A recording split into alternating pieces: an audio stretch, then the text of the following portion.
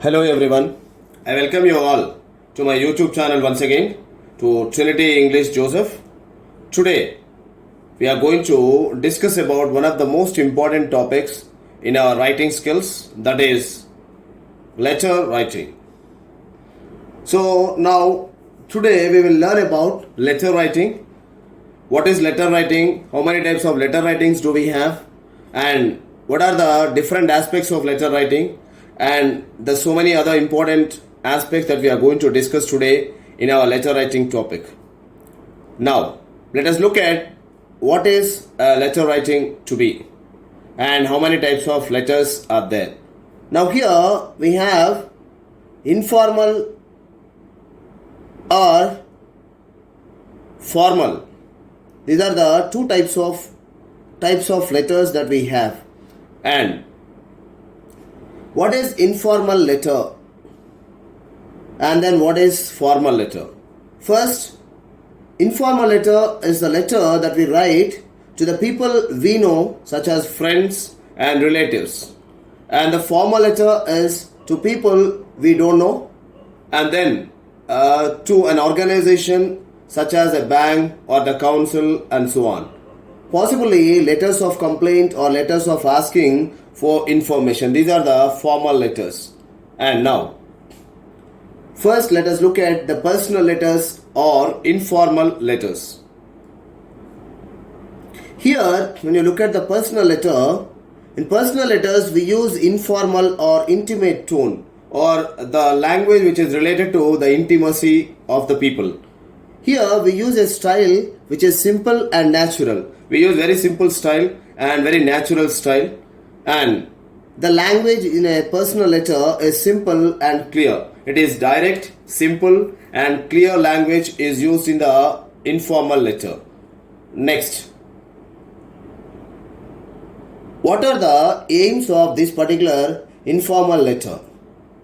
So these are the aims of the informal letter: to share our thoughts and feelings, to invite friends or relatives on some specific occasions, to make polite complaints, to give replies to invitations and reminders, to announce the holding of a function, to advise, criticize or appreciate, to make requests. So these are the aims of an informal letter. And next, what are the components of a letter? Especially, what are the components of an informal letter? A letter has the following components are the parts. Now, if you look at, first one is the heading, second the salutation, the body, the complimentary clause or the subscription, the signature, address on the envelope. First one, the heading. So what is the heading and what are the components of a heading? First one, in the heading we have writer's address and date at the top left hand corner of the letter. And second, the date below the address. So these are the two things that we have in the heading. Here is the heading what we have. Here this is the address and then this is the date. If you look at the next one, that is called the salutation. The salutation is also known as the greeting. The salutation means the expression of greeting, dear Charan and so on. And then the body of the letter. The body of the letter contains the message. Hence, it is extremely very significant. The letter writer should be precise and to the point and avoid intricate sentences and hackneyed expressions, unnecessary expressions, and then very harsh expressions and so on should not be used. Short and catchy sentences add to the beauty of the letter. It is not how much that we write the letter, but how precise and how sweet it is that makes the letter more beautiful. And next, a friendly and polite tone should be adopted here. And then all the thoughts should be well organized and interlinked. And the next, those who omit this important part of the letter are given 0 mark. So sometimes the students think that, see, if we simply follow the format or present the format, it would be sufficient, but it is not sufficient. So we should compulsorily write the body of the letter in a proper way. And next, here if you see, there are 3 paragraphs which are written in the body of the letter. So what are those 3 paragraphs and what should be written in those 3 paragraphs? First one is the introduction. The first paragraph is the introduction.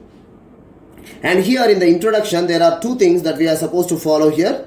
The first one is a well-being of self, and the second one is well-being of others. So what is the well-being of self? I am fine. I hope everything is fine with you.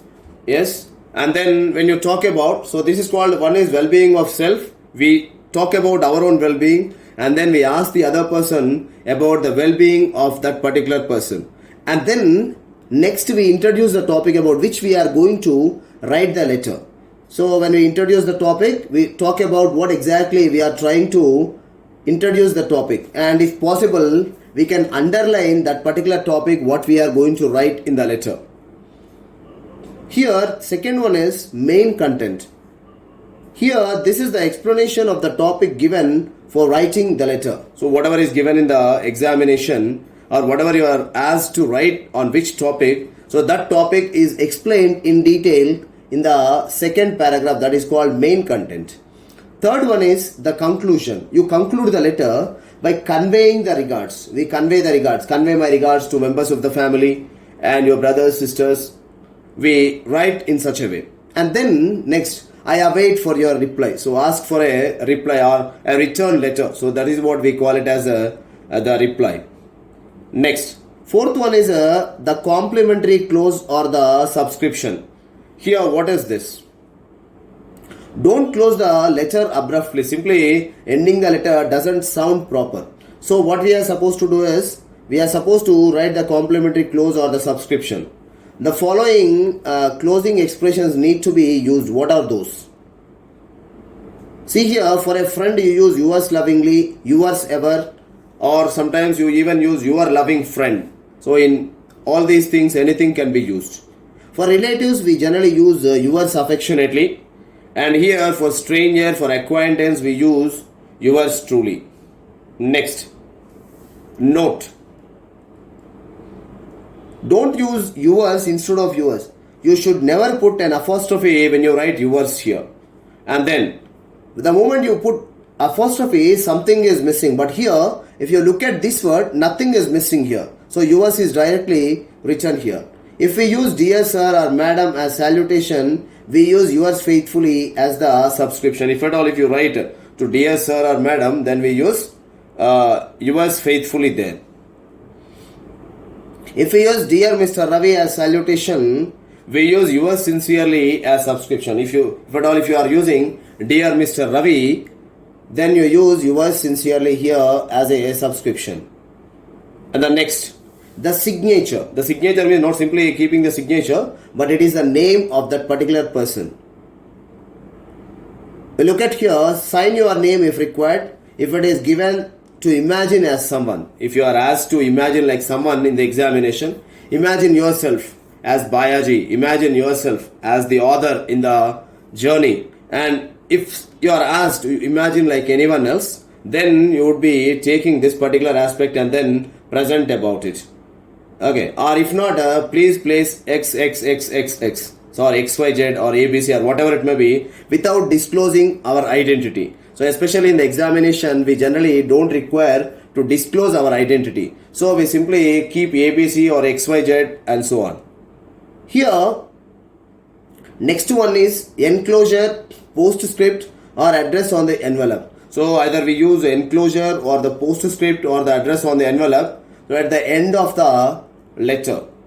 So here if you see, the personal letter contains the receiver's address at the bottom left hand corner. So almost here it is used, bottom left hand corner. So note, nowadays it is not mandatory. So nowadays if you see, look at the block format. So we have semi-block format and the block format. In the semi-block format, you write the sender's address and the yours lovingly and the name on the right side. But in the block format, everything is written on the left. So nowadays, as you write in the block format, mostly everything on the left, most of the times we are not writing the address on the envelope. Even if you don't write, it doesn't matter. But if you write, it would be a fetching point for the students. Now, let us look at the punctuation, how the punctuation is made. The punctuation in the letter also is important because it is also taken into major consideration while awarding the marks in the examination. So, thus punctuation also is supposed to be placed in a proper way. Next, appropriate marks of punctuation should be placed according to the requirement. Since we are supposed to place the punctuation, you should not make it abrupt. It should be in a proper way. It should be placed at the proper place. And here if you look at, so this is what the format that you have: address of the writer, the date, and then greeting or the salutation, the first para introduction and the second para main content, and third para conclusion and the end of the letter, and then yours lovingly and the name. And if possible, you can also write address on the envelope. As I already told you, address on the envelope here is not a mandatory thing. So if you write, well and good. Even if you don't write, it doesn't matter. So this is the letter that we have, an example of a letter. So we see here the address and then the date, and then we write about salutation, first paragraph, second paragraph, third paragraph, and then yours lovingly, fourth one, and then this is the fifth part. Okay, fine friends, all of you, hope you liked my video about informal letter, and please like my video, share, and especially subscribe to my channel to get more and more updates on the letter writing and other writing skills and other grammar aspects. And then please comment what you exactly felt. So please turn on the bell icon to get notifications soon after my uploading the video. I thank you one and all for watching this video patiently. So please pass this video to so many other of your friends so that they too will get the understanding about the writing skills. Thank you one and all. See you in the next video.